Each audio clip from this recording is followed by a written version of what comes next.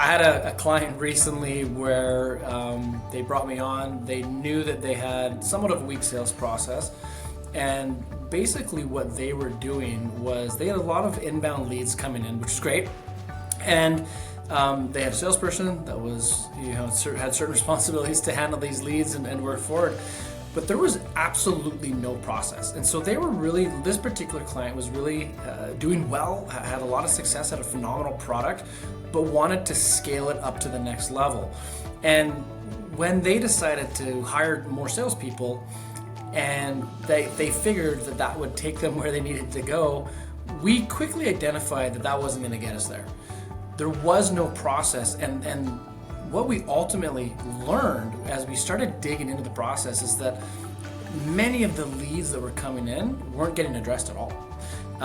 They were getting, maybe an email, maybe nothing. They just weren't getting the touch points because there was no clear process on what to do with those leads, when to respond to them, what to respond with, how many times to respond before you move them into a different workflow or whatever the case might be.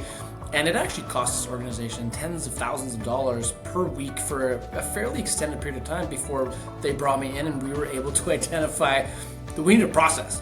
We need to identify what happens. And in that particular scenario, it had to do with grading the leads, prioritizing certain activities based on the quality of each lead, and having an effective tools and measures to monitor that and allow the salesperson the ability to navigate that without forgetting. Because what happens a lot of times is leads come in and people get busy and they forget.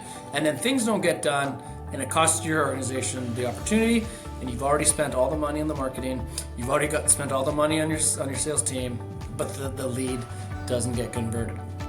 So it's very, very important that there's a process, a strong process that clearly identifies what happens from an inbound lead or an outbound lead that you create yourself. How do you navigate that process? What are the key activities? What are the key steps, the things that need to get done?